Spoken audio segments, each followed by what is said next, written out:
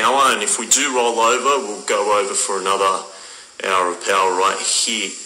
This is the College Insider Live. We've been going live for about 6 weeks now, and we've just continually had top-notch coaches jumping on board, discussing everything from just football in general all the way through into college soccer. I'm going to bring on Lewis right now. It's going to be exciting. Are you ready?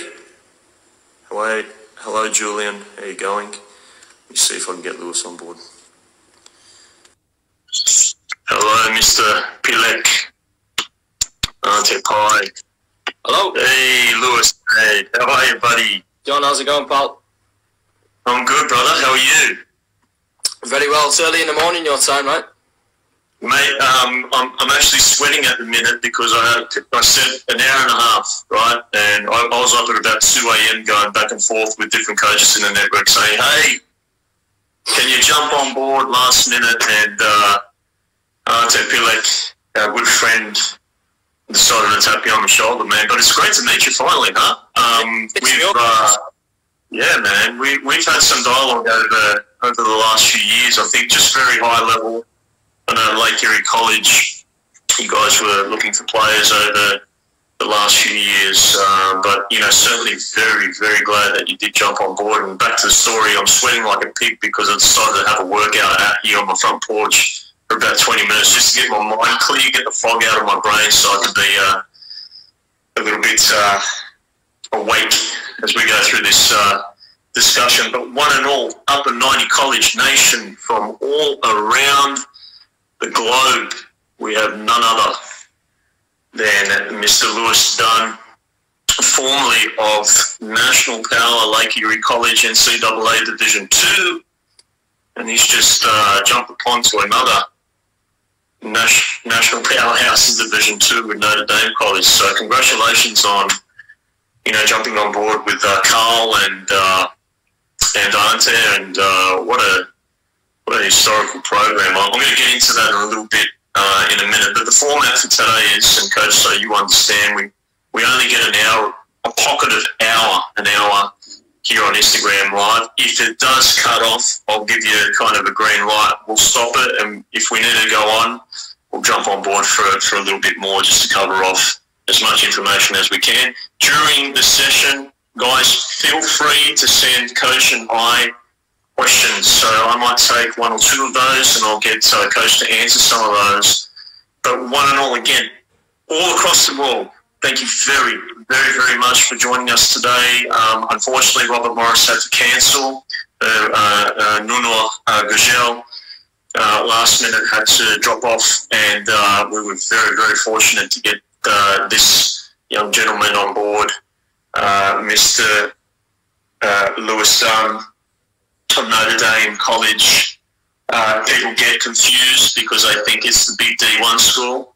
We're talking about NCAA Division 2, but don't sweat it, guys, because this is a no-joke program. Right? We have a national powerhouse on this call, and it's going to be great to uncover definitely your background, Coach. Definitely want to cover a few bits and pieces up here in terms of questions that I want to cover with some of the people on the call. I'm going to go through and kick it off and get through. I'm going to go through the schedule of 2019 because it was an interesting year for Notre Dame, notably even for yourselves. 2019, prior, obviously, with Lake Erie College, definitely was a fantastic run. I think you became. I think you went all the way into the tournament rounds, from what I understand. It was a very, very big year. I can't recall what the let's see. I'll go back in time here. I want to see what the run actually looked like for Lake Erie before he transitioned over to Notre Dame. But if I look at it, and again, one and all, where Lake Erie plays in the Great Midwest Conference, no joke as well. Tough conference from top to toe. You have some very, very strong, very, very strong programs. Tiffin in the mix, always perennially in and out of the top 25. Cedar made a run of it last year as well. I know Brett very well. I've known him for many years. The list goes on. You actually played, I'm not going to say you trounced, but you did. You walloped my very good friend at Alston Brodus, Mr. Scott Phipps. Yeah. We've had some coaches, we've had some, definitely fantastic coaching relationships over the years, and Scott's one of them. We've had some of our very own clients play at that program. Went through, so you played, this was interesting, through November. So AB, you won 5-0, you beat Malone in the GMAC tournament quarterfinal 3-0. Lost to Tiffin in the semis, unfortunately, for the GMAC, but then went on into the tournament. Unfortunately, dropped out against Indianapolis. Obviously, a very strong team year upon year, without doubt. But what a fantastic run!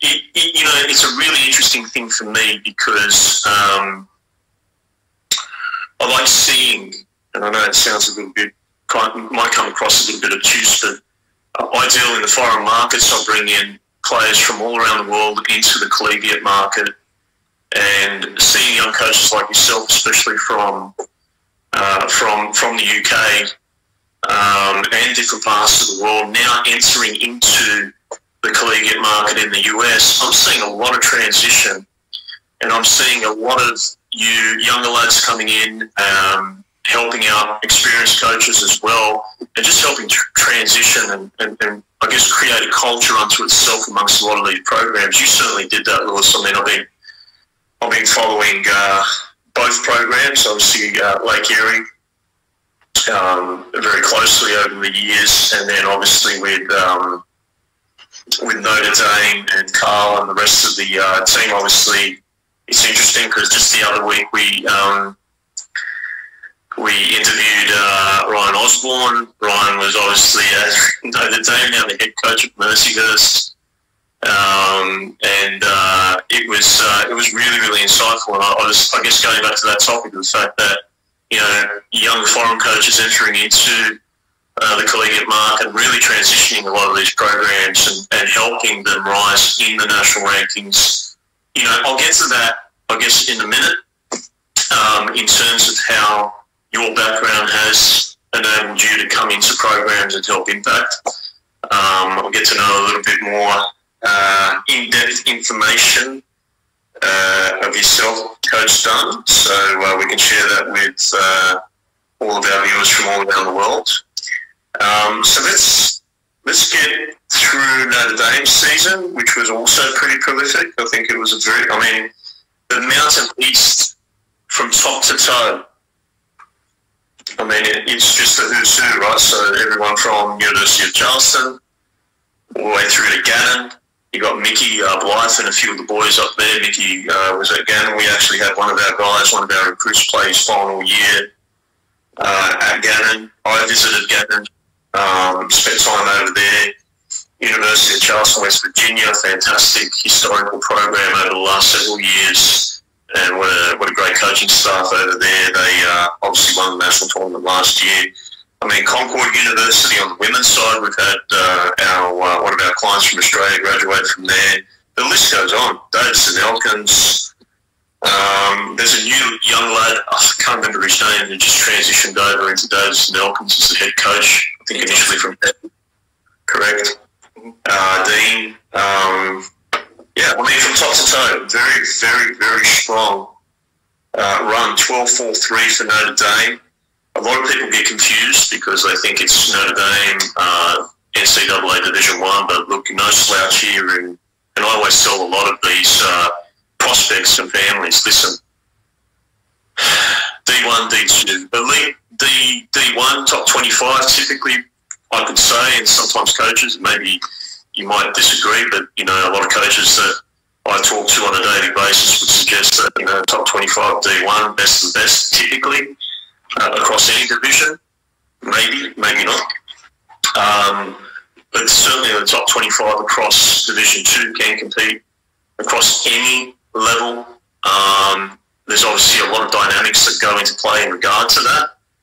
And we might cover off some of those dynamics without doubt with yourself, Coach. But it was a really, really good run. Obviously, Coach Nolan has done a fantastic job over the years, and Notre Dame College has certainly been in and out of the top 25 over the last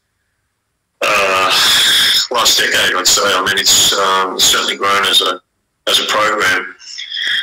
So, with that covered, so just getting, I guess, an overview of Notre Dame, I think we had to jump on board late, and again, we're very, very thankful. If you just joined us, we have none other than Mr. Lewis Dunn, who's the assistant coach, one of the top assistant coaches at Notre Dame College, top 25 nationally ranked, NCAA Division 2, live and direct, with us here on the College Insider.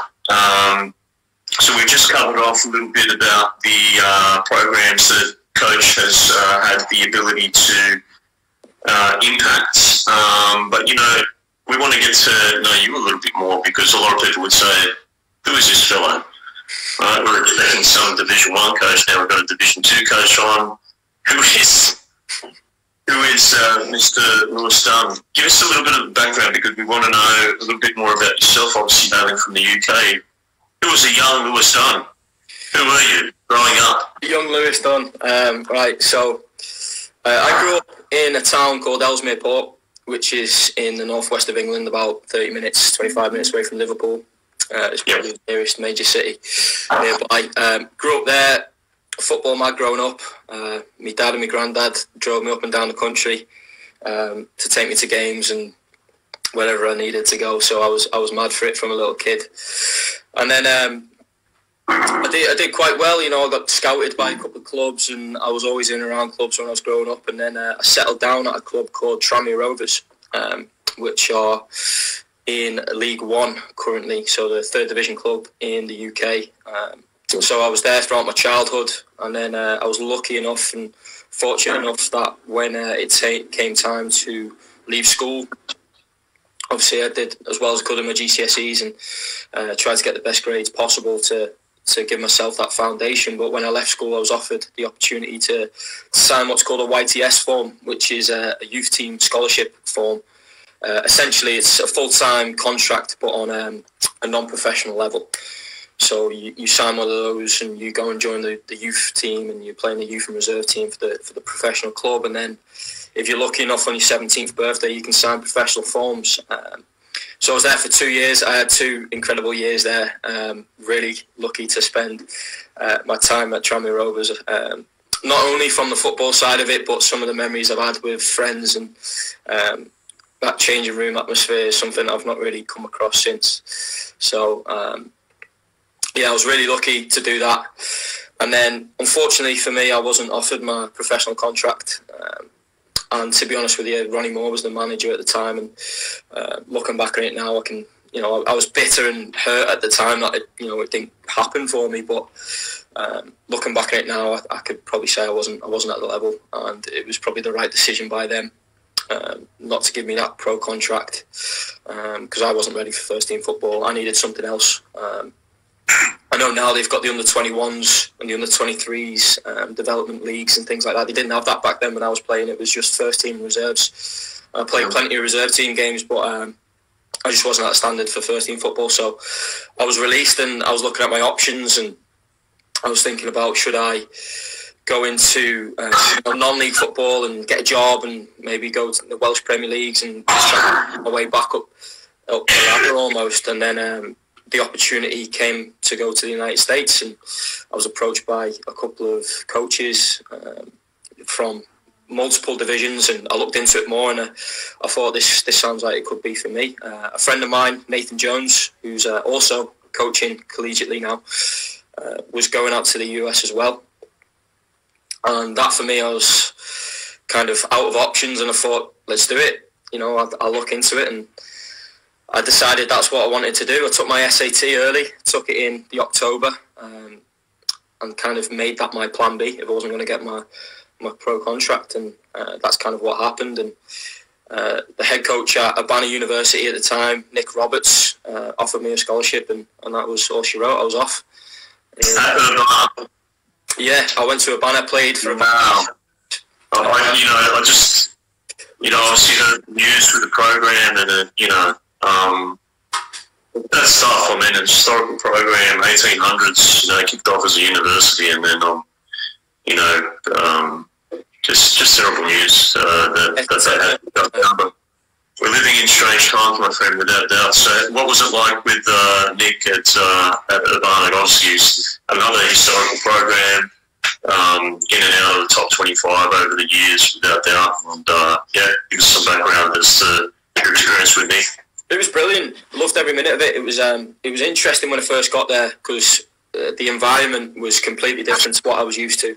Coming out of that professional environment and then coming to Urbana, it was strange, and it took me a while to get used to it. But when I did, I loved every minute of it, and I can safely say I left the university in a better place than where I found it. When I first got there in 2013, the program wasn't relevant really. We were always like a 500 program. We were always a team that was kind of just average across the board, and then it took us a year or two, and we started to gain a bit of relevance, and we went to our first national tournament ever, and we did it back to back, and we had individual awards throughout the group, and we wrote a bit of history there. So I can look back at it and say, it was great, loved it. What's interesting to me, you grew up in and around the Liverpool region in the UK. Who was your team? Liverpool. Yeah. Yeah. So I grew up in a generation of. I remember my brother, my oldest brother Tom, and he was studying up at university over here in outside of Sydney, in the Hunter region, called Newcastle University. And I used to, as a young guy, once every month, me and my other brother, we'd hop on a train with my older brother Tom and hang out for the weekend in Newcastle, which was awesome. So he had very limited funds back then, not that much money. I was a massive Liverpool fan. So if you can remember the old candy jerseys and the grey, that really cool grey jersey with the checkers. I remember Tom setting aside some money and saved up for a couple of months, and it was coming to my birthday, and he took me to the shop up there in the sports store up in Newcastle, and he got me that jersey, and it was a memorable thing for me, because that team, and I wish I still held that jersey. It's one of those cool retro jerseys, But I remember that team. It was late 80s. The great Craig Johnson, and you had Barnesy, you had Rush, you had amazing players of that generation. So it is awesome to know that you're a Liverpool fan, mate. I don't know how the rest of our viewership are going to. It might push up some comments there on the live chat, but that's really good to know. And it's a really telling thing. You mentioned something that I always go back and forth with our prospective clients and current clients. Obviously, we try to educate them in a very one-to-one fashion, and you said something that's very telling, because it's no different. The pathway, obviously, probably at a very high level for yourself, for me locally as well, growing up. I was growing up in a very elite footballing soccer environment, and it's always interesting that once you come up in, like for yourself, Tranmere Rovers is a very historic club. You come up through as an academy player all the way into, right on the cusp of potentially going pro. And I've travelled right across the UK, met up with a lot of elite clubs over the years, spent time with Tottenham and others, and their education managers and whatnot over the years. And sitting down with them, it's a very telling thing that you have just mentioned, in essence, that there are many of these kids who are right on the cusp but are not ready for it. And so a lot of UK clubs and that I've interacted with, I mean, I've travelled all across, Western Europe and different parts of the world, preaching the whole collegiate market and the benefit of transitioning over into that environment. And you see a lot of these club coaches saying, hey, you know what, there's a better pathway for you potentially in the US where you can gain your education, play at a good level, and, that's going to set you up for life. But it's very important that you mention that, because there's so many of these kids that I interact with. I mean, just this week alone, I interacted with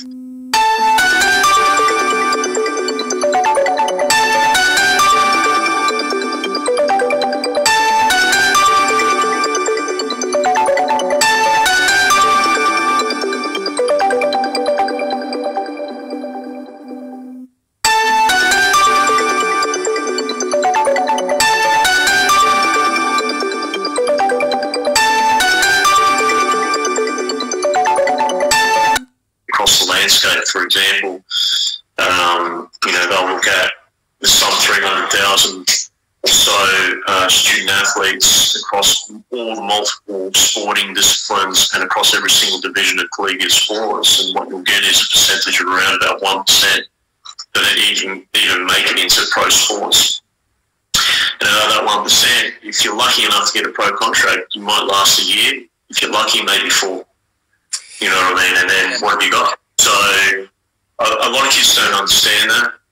Another interesting thing that you mentioned was this transition over Barney University, obviously the great Nick Roberts and everything he achieved with that program, and you being a part of that. When you transitioned over, you said something that was really interesting. You mentioned that when you did transition over, it was still kind of, developing as a program.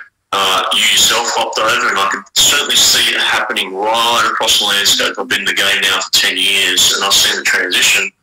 I was a recruit myself back in the day with Coach Currier, who's at Dayton University. He was the head coach at the University in Carnot when it was a Division 2 program many, many moons ago. And, I saw back then what it was then, and what it is today is a very, very different thing. And the way that it has transitioned over the last, I would dare say, 5 or so years has been very, very telling. And it's happening across the whole landscape, right? And what that means is that you're seeing a lot of kids coming in from international markets. We see a lot of kids coming in from international markets, just like yourself, proliferating into the collegiate ranks right across all the different divisions, really bringing up the level. But I dare say outside all the divisions, the most prominent is NCAA Division 2. And I'm seeing that the level and the parity, especially amongst the top 25, I dare say the top 50 for the most part in Division 2, are extremely competitive across any division. There's a lot of strength there in NCAA Division 2. I always tell our kids, hey, don't be gung-ho just on Division 1. Division 1 plays soccer in a very different light. The dynamics around their programs are very, very different. The way that it's structured is very, very different. You can be blessed to gain a Division 1 opportunity, but that doesn't always mean that it's going to be what you were looking for from a footballing perspective as well. I sense that almost, for the most part, it's interesting if you look at the landscape across the globe in terms of different leagues, and you look at Division 1, NCAA, and Division 2, that it's almost like EPL and Championship, for lack of a better word. I see that, even in the Championship in England, it's a very pure style of footy. They get stuck in. It's a very, very interesting kind of, that's the way that I see it. But, I think, D1 schools, there's a relevancy around that, but if a D2 school is a good fit for a student athlete, they should definitely explore it because the level is certainly right up there. So it's really, really interesting that you did mention, that transition for yourself. from the UK market into a very competitive NCAA Division 2 program, and helping to kind of build a platform for yourself and your career. You've taken a lot of leaps and bounds as well, right? So from Lake Erie College and everything that you guys did there all the way into now Notre Dame, I'm really excited about what you guys are going to achieve there with Carl, obviously Ante as well. You've got a little bit of Croatian power over there helping you out, hopefully. But yeah, that's an interesting thing. Coach, a few questions that I did want to cover, and definitely for our viewership from right around the globe. I don't know why Ryan Osborne just jumped onto the chat, and he's having a big laugh. What are you laughing about, Ryan? How about you leave a comment in the live chat there, mate? You're having a good laugh over there. What's happening over here? Did he mention something? No, don't worry. Oh, right. I think Dean Stevenson said, Louis, remember when you wasn't going bald? Right. No, and I think we went to school with Dean. We were to school to them together. So, it's full head of hair. The ball comment. There's Ryan just said the ball comment. Well done, mate. It's good to see that you have all these former alums and all the people all the lads that you played alongside have grew up around. Yeah. Anyway, we're going to cover off a few questions here. One and all, if you've just joined us live and direct, the College Insider, none other than Mr.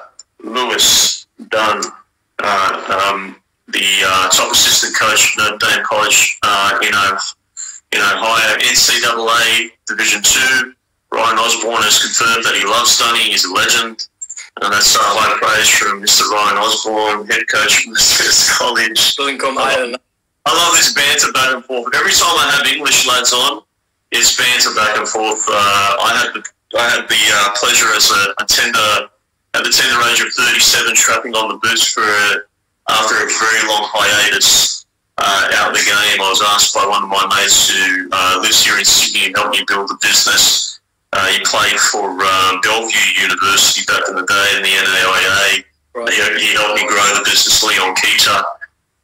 Leon invited me. He was a technical director or one of the head technical guys at a club called Dunbar Rovers. Dunbar was just littered with, here in Sydney, littered with all these English lads. The banter was just classic. So I'm seeing a lot of that banter going back and forth.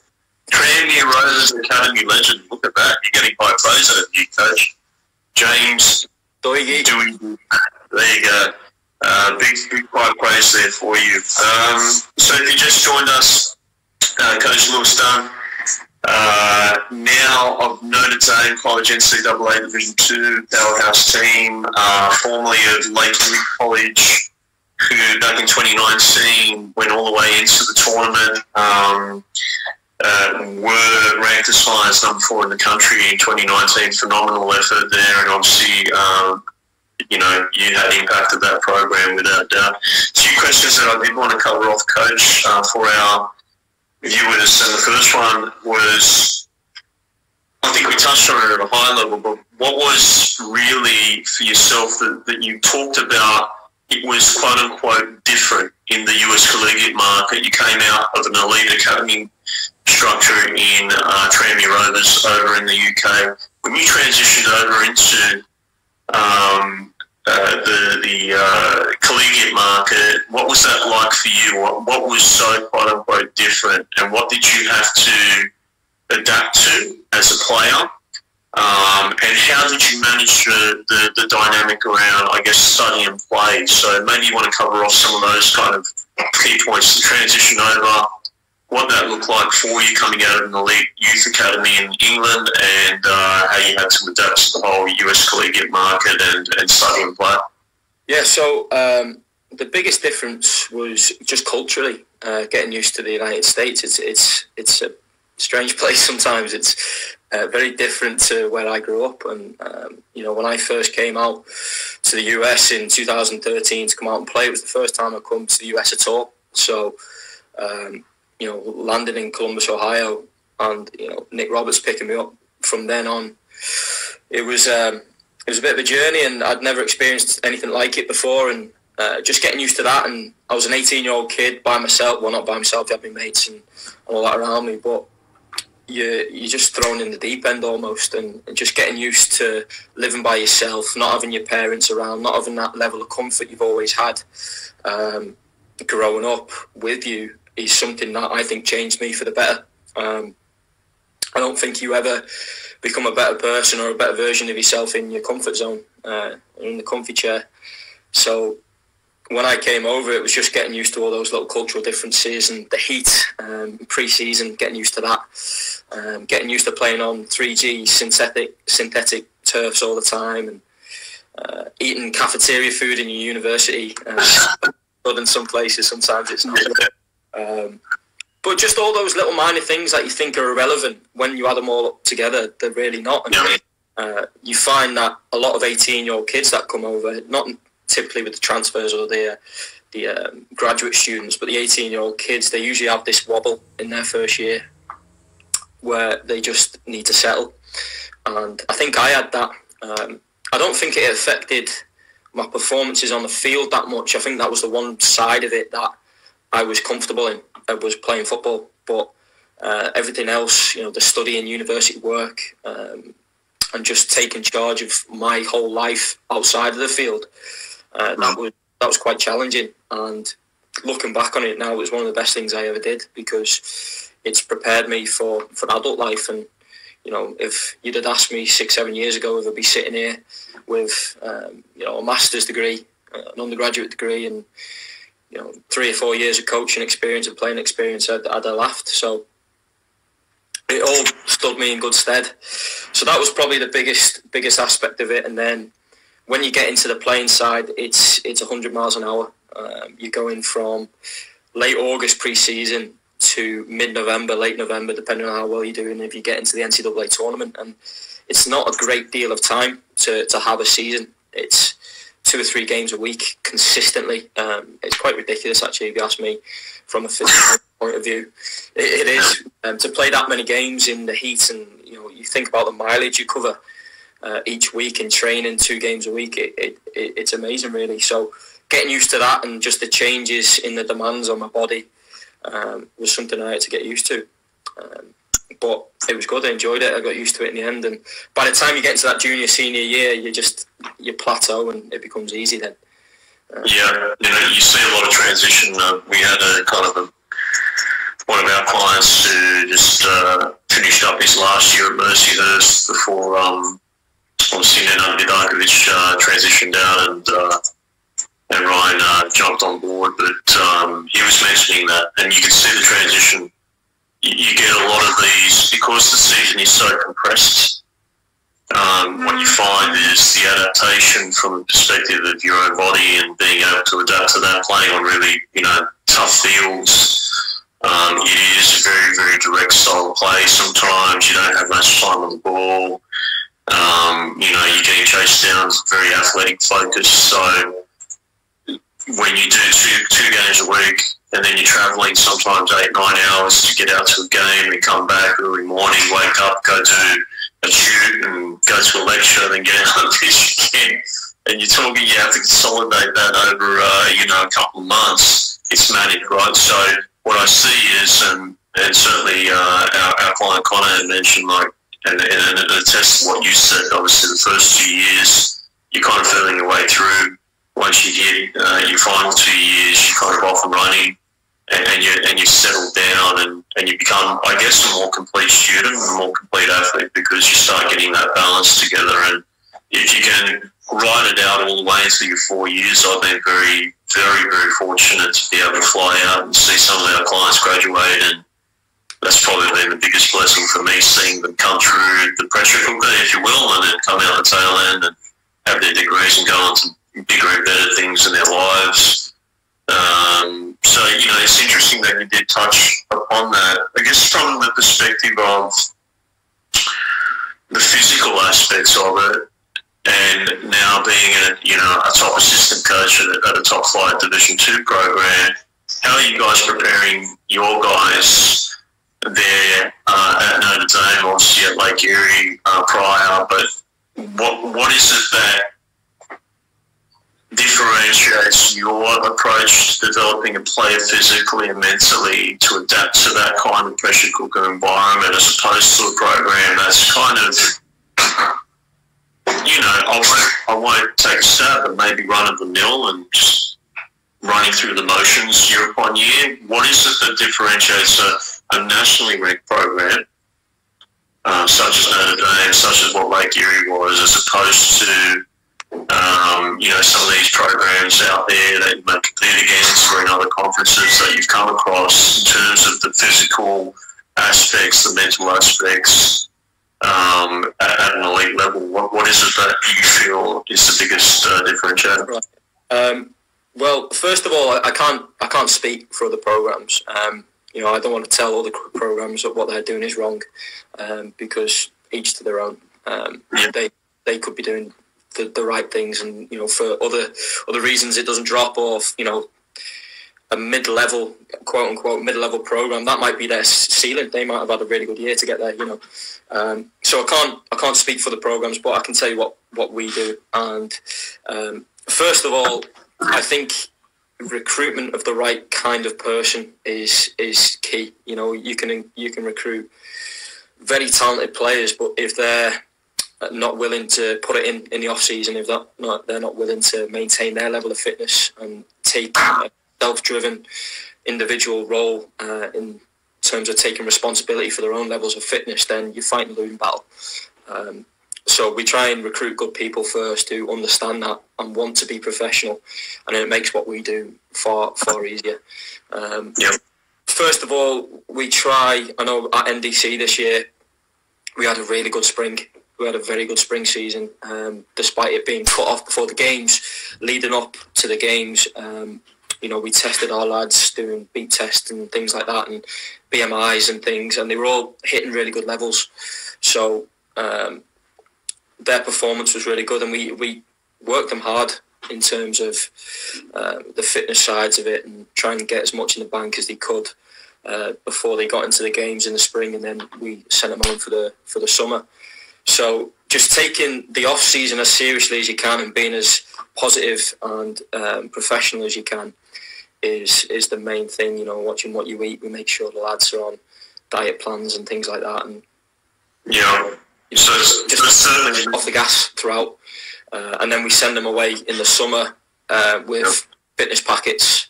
The NCAA mandates that we can't force them to do anything, but we give them voluntary fitness packets that they have to do. Don't have to do, that they can do. And then we also send a lot of lads to the PDL, NPSL and foreign leagues at home that they can go and play in to maintain match fitness that can't be recreated really, so that when they come into pre-season again, they're flying at that point. So you covered off some really, really good things. We've got a question from one of our top scouts and recruiters here locally, especially on the women's side. Great coach unto himself over here locally in Sydney, Peter Nowakowski. He mentioned here, and maybe you can cover off, I know we talked about it right now and at a higher level, but what qualities, values or personalities do you look to add to your program, Coach? What are the things that you look for specifically in a recruit, whether they be local or international, when they're coming into a program like NDC or otherwise? With the local players, it's a lot easier to gauge a personality because usually you get to see them face to face. You might have face to face conversations. You can have them on campus. You can look around, and you can meet them. So you typically at that point, it's up to me as a judge of character to figure out what kind of person you are. With the international players, it can be different because unless you get on a plane and go out and see them or do a home visit, it can be a bit more challenging to recruit a personality. So sometimes you have to take a gamble, or you have to do multiple Skype calls or whatever form you use to contact them to try and gauge a character. But typically what most programs will do, or the programs I've had experience with, is we'll have a set of core values that we think embody the program. And it's just typical simple things in terms of respect, timekeeping, hard work, and all the stuff we like to think we're all good at and we all value. We want to see our lads produce that, and we want to see them demonstrate that in the recruitment process. It's just the little things that they might not think goes a long way. It really does, in terms of just being on time for a Skype call, or just responding to messages and things like that, that display values. That helps us and gives us much peace of mind when we go into the recruiting process with them. And typically, if you recruit the right person and they embody the values of your program, likelihood is they'll have a great college career with you. If they don't match the values, typically they either get removed from the program or they remove themselves just because they don't fit, regardless of talent. If you don't embody and value our values, then it's just not going to work out for you. And you'll end up going somewhere else. And ultimately, I've made the mistake on the recruitment side then. If I bring someone in who's not an NDC player, and that's more than being able to score goals or defend or run, you know, you've got to be the right person too. So I think that's massive. I think you covered off so many key aspects there, and Pete has just thanked you, coaches, for a great response. Thanks, Coach. Thanks, Pete, for the question, but this is something really, really important for me in terms of the way that we recruit our own student athletes as well. I am entrusted by a coach such as yourself, so therefore I have to be hard-hitting in my assessment. And every single kid's going to end up somewhere in the system, but it has to be the right fit for them. And what that means is, you know, your culture might not be the fit for one particular student athlete, but it might be the very right fit for another. And there are many dynamics that go into that, whether it be from the perspective of, you know, the level of play. That's one thing. But then just attitude, you know. A student athlete, and I tell all our clients, when you jump onto a first initial call, Skype or otherwise with a coach, that's where you're really going to get that vibe. Mm-hmm. You know, it's an initial vibe.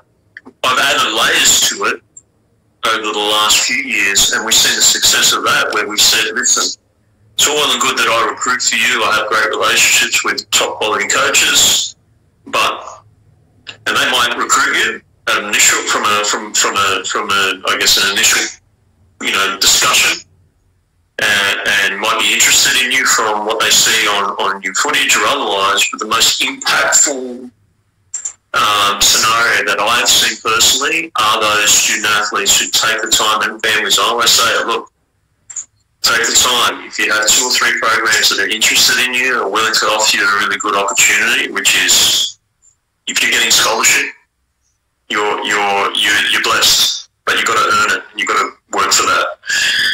Jump on a plane, go out to the program, go visit, go get an understanding. If you can see what the local environment's like, what the college campus is like, meet coaches face to face, and even get out and have a kick with the lads or ladies. If you're a female student athlete, that's where you're really going to get an understanding one program to the next.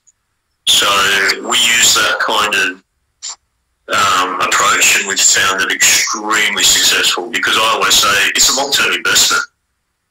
You know, because there's others out there that it's all about, you know, throw a kid on a database, that might work. But for you as an international recruiter, you're looking at kids from all around the world. Just because they played a match, doesn't mean they're the right fit for you. Mm-hmm. You know, so it's really, really telling that you mentioned that, and we certainly hit that nail on the head with a lot of our potential prospects. Coach, and if you joined us one and all, we've probably got around about 13 minutes left, and we might duck out for a bit and then come back on real quick, as Instagram usually cuts us off after an hour. But let's try to cover some ground here. If you just joined us, we had none other than Coach Lewis Dunn of Notre Dame College in NCAA Division 2 powerhouse college in the Mountain East Conference, top to toe, one of the toughest conferences out there without doubt in Division 2 in collegiate men's soccer. Certainly had some very keen insight. Coach Dunn has his background playing as an elite youth academy player in the UK, coming up into the US market, earning his degree and obviously helping to impact a lot of programs at a national level in the US. One of the questions, and this is a very, very key kind of, I think you touched on it. You mentioned that a lot of your players, you as a program, and I certainly heard that from Ryan the other day, Ryan Osborne of Mercyhurst, who mentioned that he usually tells these kids, hey, listen, I want you guys to be able to experience summer soccer. The beauty of the landscape in the US is that it's grown in leaps and bounds at a professional level, and now it's trickled down into the semi-pro level during the summer. And there are franchises out there that we particularly deal with at Upper 90, have great relationships with, or otherwise, that have amazing infrastructure, great resources, amazing staff, and a great platform to be viewed over your 4 years in the professional sphere, whether that be now on the men's side, certainly prevalent on the women's side as well. So maybe you want to talk about your experience with Dayton Dutch Lions. Obviously, I know the program very well. Some of the coaches in my network who are now assistant coaches at varying programs across the US had played at Dayton over the years. And maybe you want to talk about your experience as a player in that summer league, because a lot of kids usually ask us about that, and we actually have a service that connects a lot of the kids into franchises in our own network to be able to play if they have the ability to do that during the summer months. So the transition into post playing a season when you were playing at the program you played for, and then transitioning into the summer leagues, how did that impact and benefit you, and how are you guys kind of implementing that strategy with some of your players now who may be looking at that as an option to be able to continue to develop and evolve as players? Yeah. So I played for the Dayton Dutch Lions in 20...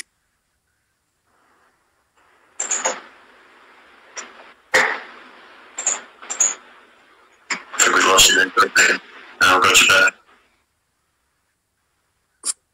Dayton Dutch Lions, and it was in between my junior and senior year. I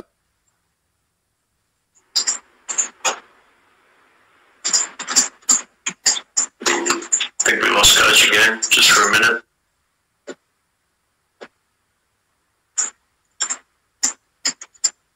And connection's gone a little bit choppy. Hold tight, people. Oh, here we go. We got it. The wonders of technology. Mate. No, don't worry. I played with the Dayton Lions in 2015, and one of the regrets I do have about my 4 years is that I didn't play between my sophomore and junior year as well. I've played one season in the PDL with the Dayton Dutch Lions, and then I went to play in the NPSL after I graduated with Cleveland SC, who I'm now coaching for now, head coach there, after taking over from Ryan Osborne. So it's a similar level as well. It's just like the third and fourth, technically third, fourth division of the US pyramid. And it's a great resource for student athletes to go and play there. The level's good. It's typically the hand-picked best players from the collegiate level go and play in the PDL, so it's that little bit quicker. There's less weak links in teams, because typically they're the better players from college that get picked to go and play in the summer leagues. So if people are thinking it's for everybody, it's not. The standard's slightly higher, so you have to be significant at the college level in order to have an impact at the PDL level or NPSL level, wherever that might be, because typically it's the best players who go there. So the standard was good. I got to play with players from NAIA, D3, D1 backgrounds, D2 backgrounds, and it was a mixture of them all.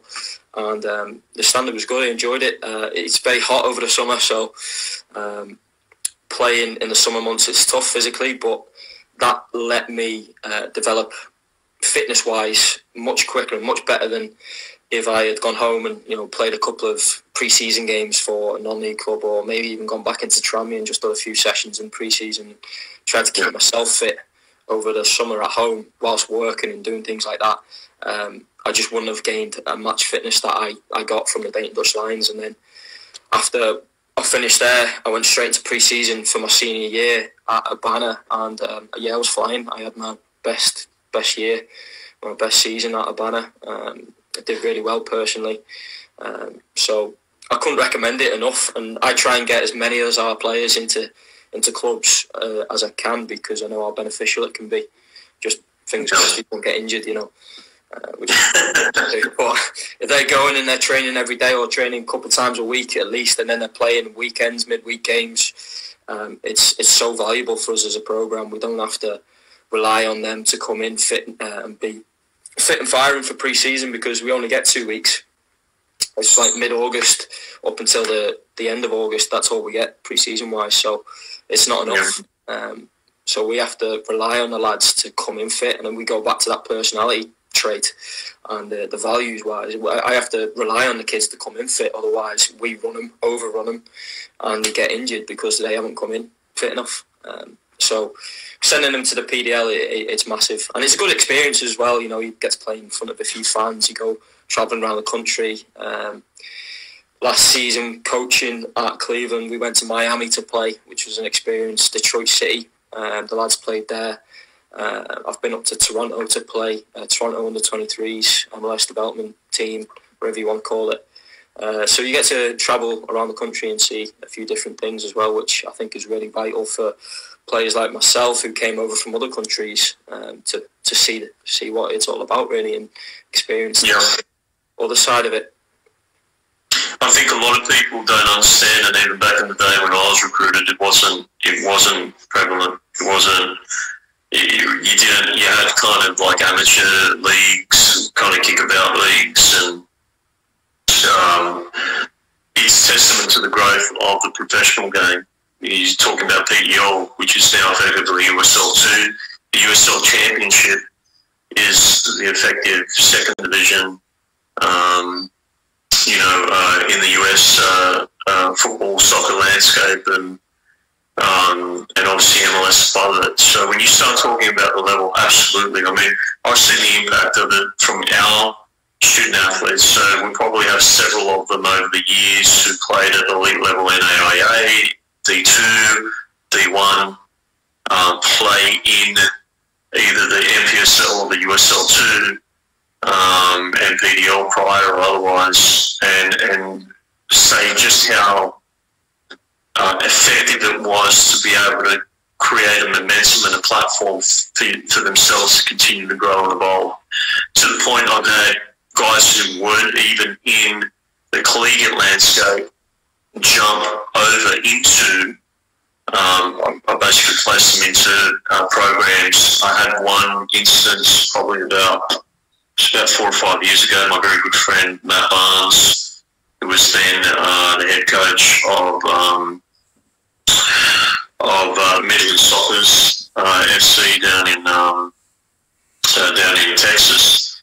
I had one of these lads down here in Sydney. I was running a session down at a park, and I saw this young guy, working away on the ball, and I had a chat with him, and he said, I was always interested to go to the US, but, I kind of missed the boat. I'm an older guy. And I said, look, there's good opportunity to play semi-pro. So I actually worked with the franchise, and we got him over, and he went all the way and played in the national tournament with Soccers when they hit it up in the national tournament under Matt a few years back. So there's such an interesting pathway within the semi-pro ranks, in essence, that it does build a great platform, and it does also. It's not just top tier collegiate players.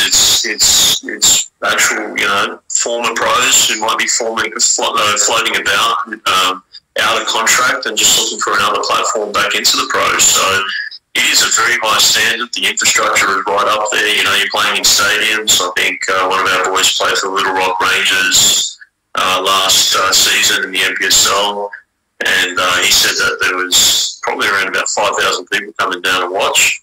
I mean, if you go down here in Sydney in the Premier League, you're not even getting, maybe a couple of hundred now.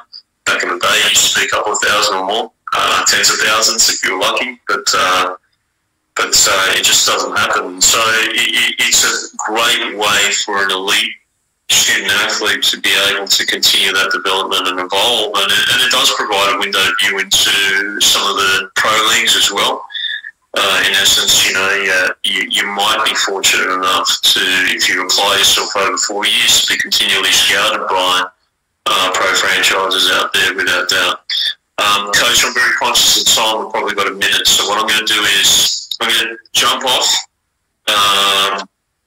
and we'll jump back on because I did have one more question to cover, and then I'll see whether or not we can take any questions from any of our viewers. But one and all, we've had the pleasure of close to an hour with Coach Lewis Dunn, who's one of the head assistant coaches at Notre Dame College. We'll be logging off and jumping right back on in the next 5 minutes or so with Coach Dunn, just to continue the interview. We'll talk to you guys very, very shortly. So jump back on. Next 5 minutes, we're going to jump back on again with Coach Dunn, Notre Dame College. See you guys soon. If you've just joined us live, certainly share this content with people on your timelines. If you're new to Upper 90 College, we're a sports management company that focuses on the US market. We've been in the game for 10 years. I'm the founder and the owner. We've basically sent through student athletes, work with their families and with clubs and other contacts all around the globe to send student athletes into the US market to help them gain their education and whilst they're playing at a very good standard in the US collegiate market. So I'm going to bring Coach back on board. We covered a lot of ground in the first hour. If you missed the first hour, it is effectively on our Instagram story page. Click on that to gain the first hour of this segment.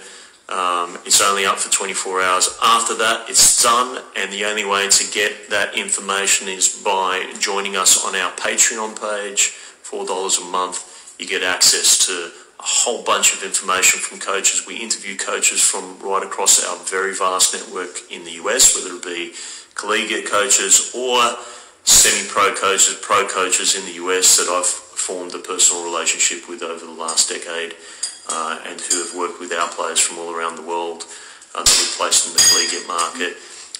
You can find us on Patreon, the College Insider Live, a little as $4 a month, and you get exclusive access to all this content that we film here on Instagram Live for all our loyal Instagram followers right across the globe. We're going to get Coach Dunn on. I'm going to stop talking because I can rattle on for forever and ever. Let's see if Coach Dunn is here. Here he is. I'm going to bear with us for a minute. Coach, welcome back. Oh, hey. So one and all, we do have Coach Lewis Dunn back on the College Insider Live. We've done a really good hour of power with Coach. Uncovered so much information about his background in the UK as an elite youth footballer. That's my words, but you know what? A lot of people on this chat have been testifying. Tranmere legend. That's what we got. One of the comments, mate. When you get that kind of comment, mate, you know that you had a little bit of a background, a little bit of skin in the game. But these kind of I don't want to blow up your ego anymore. But these kinds of experiences has certainly helped Coach transition into the collegiate market in the US at an elite level, playing for the Barney University NCAA Division 2, a very historical program. Applied his trade in the collegiate market there. Then post that, very, very strong, not only a footballer, but a strong student. Obviously earned his master's degree and otherwise as well as a student athlete, now transitioned into the coaching ranks. I interacted with coaches many years ago when he jumped on board with Lake Erie College and helped transition that school into the national rankings. The national spotlight 2019 was a standout season for Lake Erie College. They were ranked as high as number 4 in the nation during 2019, went all the way into the national tournament. Coaches very recently transitioned into Notre Dame College in Ohio. Don't get it confused with the NCAA Division I powerhouse. This is another powerhouse, NCAA Division II. Great coaching staff, head coach Carl Nolan. We had one of our guests the other week, Mr. Ryan Osborne, who was a associate head coach there at Notre Dame, transitioned over to Mercyhurst. Now Coach Dunn has taken over as an assistant coach amongst other coaches like Coach Pillock, Ante Pillock, who's part of our coaching network, and certainly working with Coach Carl Nolan to be able to continue that momentum, that tremendous momentum that Notre Dame College has had over the years. Certainly playing one of the toughest conferences in the NCAA Division II landscape, if not right across all the different divisions in the Mountain East Conference. A very, very strong conference without doubt. Coach, thanks again. I'm not going to keep you for too much longer, certainly conscious of time. We covered some ground. Basically, Coach covered off some great information about what it takes to be a student athlete, a foreign student athlete playing in the collegiate market in the USA. We also covered the effectiveness of being a student athlete if you are an elite level player or aspire to be, that the semi-professional ranks in the US are a great platform during the summer months to be able to transition into, to be able to continue that momentum if you are looking to become a better all-round player in the collegiate market. Coach certainly put a big thumbs up there in regard to being able to leverage the semi-pro ranks in the US in the summer months to round out your playing experience and be able to take that experience and use it as a platform potentially to be looked at by professional franchises if you're so lucky to get that opportunity, but more importantly being able to become a complete player at a collegiate level if you get the chance to check out summer leagues. It's something that Upper 90 College certainly contributes to, and we certainly are in sync with Coach and all the coaches in our network, making sure that our players go on and get that opportunity if they look for that opportunity to play in the summer league. So Coach certainly gave us some insight there. Finally, Coach, there was a question that I wanted to cover off, and it's interesting. I think we'll go back to the start, but basically it was you've played and or have transitioned into programs where whether you were a player or as a coach that were developing, I guess is the best word to use, and some programs that most people would have never have known prior 5-6 years ago, who you had the privilege to be able to impact as a coach very recently, like Lake Erie College, and allow for them to get back into the national rankings. And then obviously as well being able to now transition into Notre Dame College. The Mountain East Conference is certainly no slouch. It is definitely a very, very strong conference when you look at the likes of the University of Charleston, West Virginia, won the national tournament last year. Amazing coaching staff there. You look at Gannon University, you look at the likes of Davidson Elkins, West Liberty, Concord University, Urbana, the program where you played your trade in the collegiate market, West Liberty. I mean, the list goes on here, right? So very, very strong conference from top to toe. What makes it so strong? What do you think is, you see conferences scattered across the D2 landscape, and if one and all, if you're watching, if you don't understand that the landscape across all the different divisions. If you look at Division 2 unto itself, there's roughly around about 24 conferences scattered right across the US. There's, obviously hundreds of different men's programs, but what does it take to be able to be a top 25 program? Probably one of those interesting things that I assess is that, the strength of the conference is very telling of where, you end up in the national rankings. But sometimes, it's interesting as well because you do have conferences that aren't as strong but have powerhouse teams that enter the conference, the tournament, every year as well. But maybe you want to give us some clarity, coach, as to the MEC, what makes it so strong, and how does it marry up against other conferences across the nation on the men's side in Division 2? So the MEC it's changed over the last few years because there's been additions and subtractions into the league in terms of teams heading out and coming in. When I was playing, there was only 7 teams: Charleston, NDC, Urbana, Wheeling, West Virginia Wesleyan, Concord, and Shepherd. And it was tough back then, but it's even tougher now because you've had the addition of Frostburg, who've transitioned from a D3 school to a D2 school, who are very competitive now. Davis and Elkins and a few others there. So it's a hard conference. There's no easy games in it. Going away to these places is tough, and we're unique. Well, not unique, but we're lucky in that we get to play each other home and away.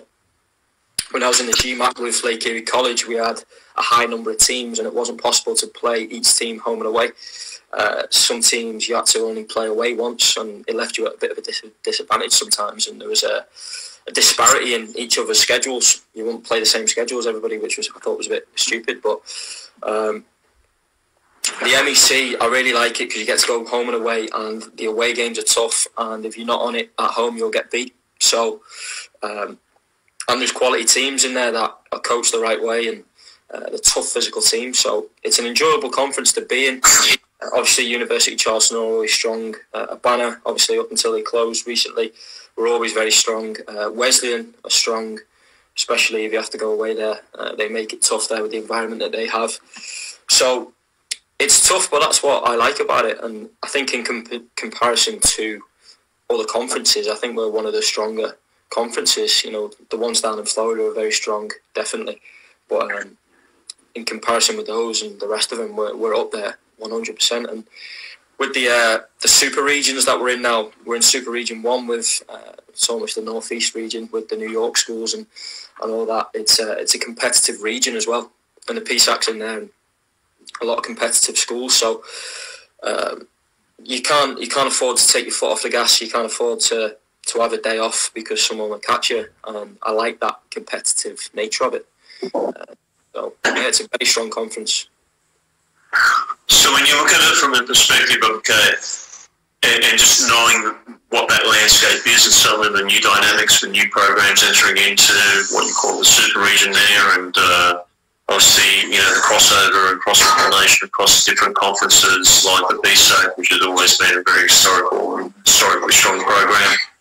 It's a strong conference.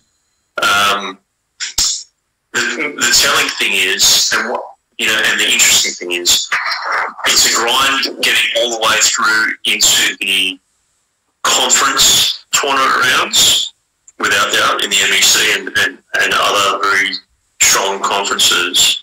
But once you get into the tournament, what is that transition like, and what is the difference between, say, yourselves, whether it be Notre Dame, whether it was Lake Erie, and when you look at a program like Charleston, West Virginia, who won it, and they've won it over the last, 5-6 years or so, twice, I believe. What's the dynamic there? I mean, because is it a momentum thing? Does it take years to get there? Or is it,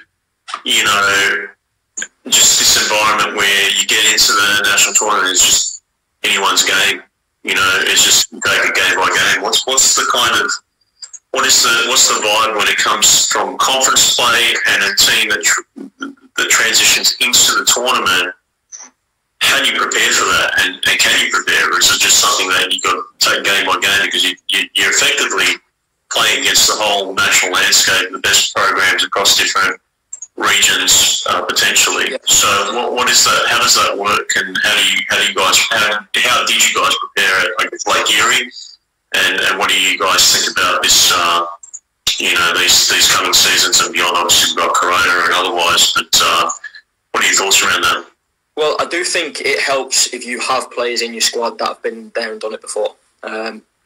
At Lake Erie last year, we had a very strong side and we deservedly got to the tournament. But when we got there, I think our lack of tournament experience was exposed. And we played against a very, very strong University of Indianapolis team that had tournament experience and had a lot of it. And I think that showed, and our naivety showed in terms of just that mentality it takes to play tournament football.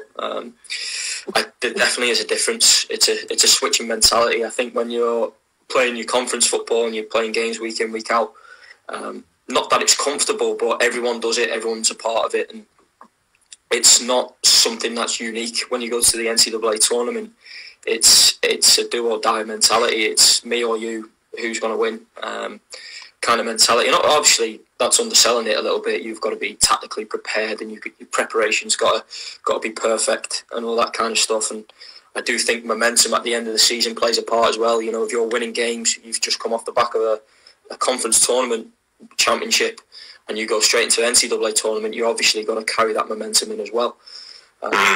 And by mid to late November, you've got some heavy legs as well. Yeah. Because you've played so many games. So fatigue and mentality is huge. So I think that plays a part in it as well. If you've got lads that take care of the fitness, and we've looked after them throughout the season, that's big. And just personality-wise, if you've got players that aren't going to shy away from the big occasion, and you've got players that have been there and done it and are hungry for success at that level, it's massive. Because I do think a lot of players can go into the NCAA tournament and, it's different. You've got more people in the stands, you've got banners, and it's an occasion. And I think some people can become almost like a rabbit in the headlights when that time comes. So I think at that point of the year is vital. I see it happen across the board, and I've seen it happen, look, man, even myself as a player, right? When you transition, when I, as a young guy, if I transitioned into a bigger game, I still remember stepping up from the reserve team, and then first grade and all that kind of stuff, and then, or even I still remember vividly my very first big time game was down at Bruce Stadium here in Sydney.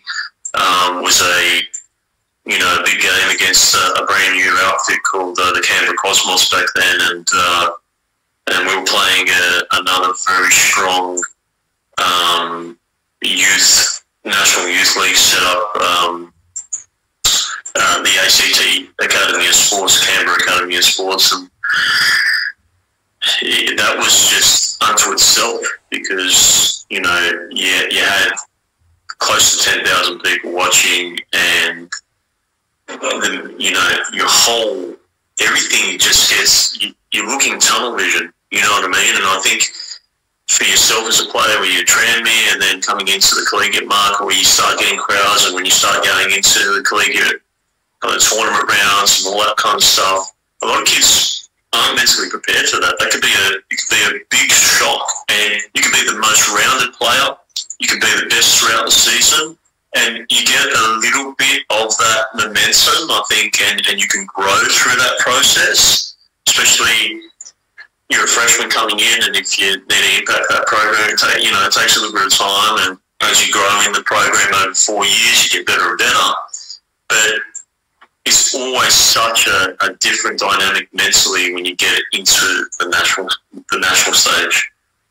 And you can see great quality players, and you can see in the professional landscape globally, there are players that are phenomenal all the way through the season, and then when it comes to a big occasion, whether it be on the world stage or otherwise, they're not, they're not what they were during season, right? And it's just because, like I said, it's that deer in headlights kind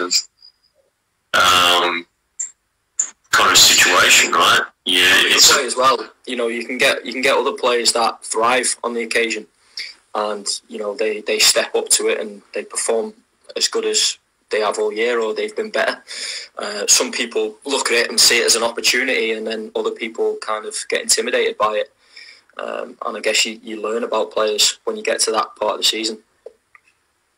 Yeah, and you're spot on. But I mean, look, you've given us really, really good insight as to the conference and that transition and mentality that you need to be able to transition from conference play into the tournament rounds. And obviously, you've been privy to it as a player and obviously as a coach. And we have one last question here for you, Coach, and then we're going to wrap up. But Pete Nowakowski again with a great question.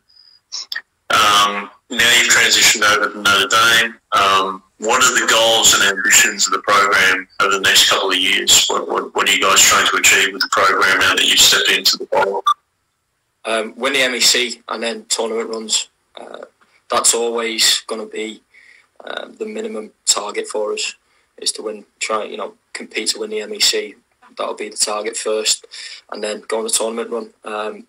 Notre Dame College is it's a college that has a lot of history and tradition in terms of winning games and doing well.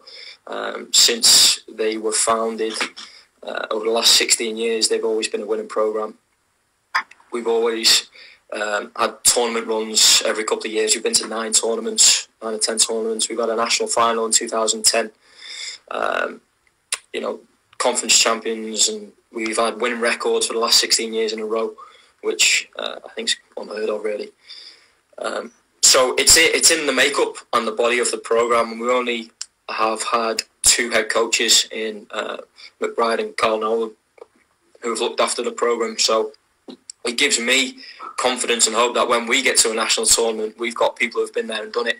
In Carl, who's been to numerous tournaments and national finals, myself, who've been there as a player and a coach, and we've had a couple of players that have been there now because they went, not this season, the season before, played Westchester, who went to the final. So we have a level of experience currently in the program and in the staff from the past that I think will stand us in good stead. And when we go into the fall season, whenever that may be, whether it's in August, October or the spring, due to current events, whenever that happens, we'll be looking to win our conference and go as far as we can in the tournament. Yeah, okay. So what is the vibe right now in terms of the whole corona situation? I've had a lot of our clients kind of call in. Some of the boys and ladies have to kind of travel back, and obviously there's travel restrictions or otherwise. What's the vibe in the US? Do you feel like it's a little bit, everyone's watching media and, it's tragic to see so many people kind of passing away from the virus, young and old, but, is there kind of a light at the end of the tunnel that you're seeing? I mean, on the ground in the US, are you seeing very different stories than what's being portrayed by the media currently? Or? Good question, that, because there's a lot of areas in the United States that are struggling, like New York. They've had it really hard. And in Ohio, where we are, I think our governor's done a really good job of getting on it early and shutting restaurants down early in schools and things like that. There are rumours about restaurants, bars, shops, schools reopening in May. I'm not sure if that's going to happen, just with everything that's going on and how bad it is. But they're the rumours I've heard. So that would indicate that things are slightly improving and we're getting over the curve. But to be honest with you, I think we're going to be stuck at home for a while yet. And I think when you look at it in perspective, you just got to get on with it. There's bigger things and more important things than football. So hopefully, everyone continues to do the right thing and stays at home and doesn't leave the house as often as they have been doing, and isolating as much as they can and doing only the necessary things outdoors. So if we do, I'm sure we'll be all right. Yeah, so you kind of forecast potentially that hopefully kind of late May through to July, but potentially based on, and it could be a case-by-case basis, state-by-state.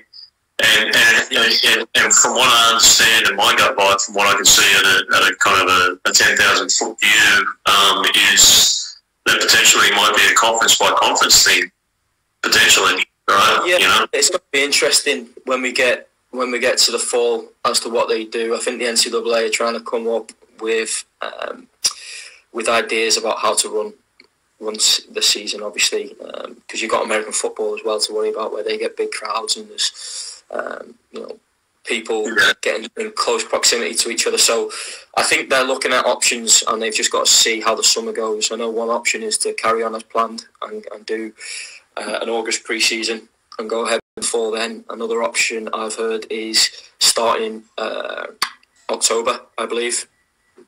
So the season starts October and you just go, maybe with a reduced number of games for the fall of this year, or maybe just scrapping it all together and starting again in the spring of 2021. So fingers crossed we can have... Well, mate, yeah. I hope so. I hope that there's some momentum. Is there any advice that you have for a lot of these international students? Obviously, you guys have a mix of internationals on your roster, and I can only imagine right across the board, but many of them have obviously travelled home, travel bans or otherwise. What's your advice to a lot of those international students? How should they, keep fit, mental side of things, and otherwise?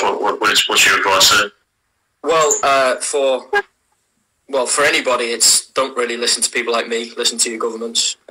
Listen to people who are qualified to give you advice on that kind of thing. If you're a current student and you're at home for the summer, it's just staying as fit as possible, just like usual. And again, listening to the news and the governments and just being coherent with it, and looking after yourself first and foremost. And when you can come back is when you can come back. It's out of your control. Students that are looking for a place to go in fall 2020, so people who aren't committed to schools, I would highly recommend that you start to make some big decisions, because I know a lot of embassies in certain countries have put a hold on applications for visas. So for you to go to your embassy and get a visa interview and appointment can be quite difficult now. I know some embassies are doing it emergency visa appointments only. I know some governments are doing holds on visa appointments, for example, a 50-day hold before you can get an interview. So the quicker you can make a decision and the quicker you can figure out what you're going to be doing, the better. If you're leaving it to the end of May, June, July, you're going to be in all kinds of trouble. So that's the advice I would give to recruits that are looking for a place to go. Yeah, just listen to the appropriate people and not people like me. Just tell you how to kick a ball around, So. I think 20 there, wise words, but we're doing the same. Most of our clients are into the 2021s, 2022 and beyond, but I think a lot of those kids aren't going to be impacted, probably going to enter a very different landscape than what it was before, potentially, but just grateful for all the information that you provided to us, Coach. One and all, if you just joined us, we've done a previous hour. It's on our live feed on our Instagram story with none other than Coach Lewis Dunn, one of the head assistant coaches at Notre Dame College in Ohio, NCAA Division 2 Mountain East Conference, one of the top conferences in NCAA Division 2 men's soccer. Just a great amount of information. We covered so much ground. I'm very, very grateful. Look, we've had a bit of email dialogue over the last year or more, Coach, and just finally get you on to a live chat. And lucky, I guess this whole Corona thing has probably opened up an opportunity for us to be able to have coaches such as yourself on these kinds of calls, and I'm just really, really blessed, really grateful. I hope that you guys stay safe and healthy. Say hi to my champion fellow over there, Coach Ante Kilek, who's on the staff with you, and definitely Coach Nolan as well. And wishing everyone a kind of a speedy recovery back into the season. And mate, look, I can't thank you enough. Really, really, really great, insightful information. One and all, again, a great pleasure to have Coach Lewis Dunn on this College Insider exclusive live chat only here on Instagram.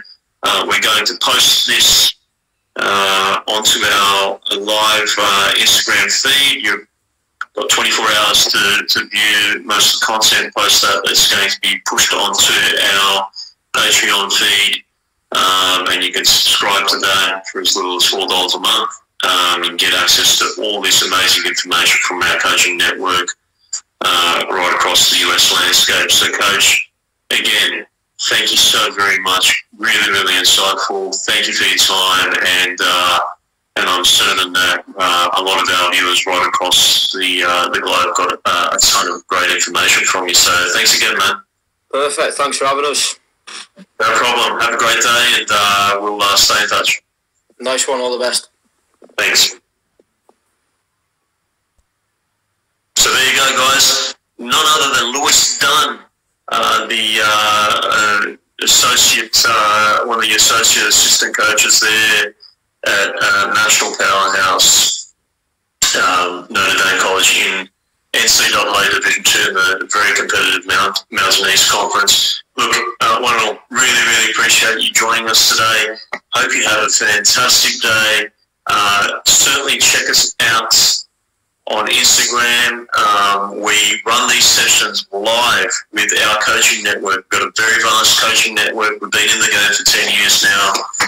Coaches from the semi-pro ranks and professional ranks in the US and right across every level of collegiate soccer in the US. Every Thursday, 8 a.m. Australian Eastern Standard Time, we have a coach in our network joining us to give us a ton of insight as to the collegiate game, what it takes to be a high-level collegiate student athlete, and what it takes to compete in the college soccer scene. And certainly follow our Instagram feed, like our content, share it on your stories, especially post this. Please take some of this content, share it on your stories, and thanks again for joining us.